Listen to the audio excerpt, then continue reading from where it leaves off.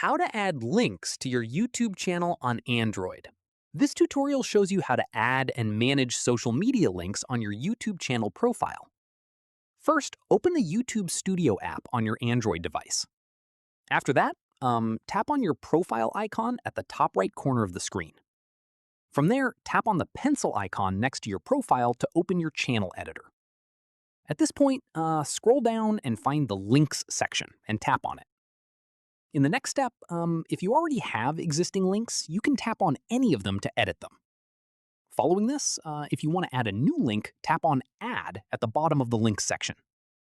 Once done, type in a title for your link. For example, if you were adding your Instagram, just type Instagram in the title field.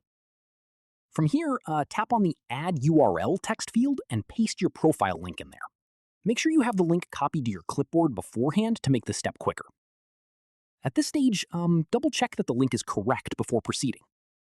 Finally, tap Done to confirm, and your new link will be added to your YouTube channel profile and will be visible to anyone who visits your channel. And that's it!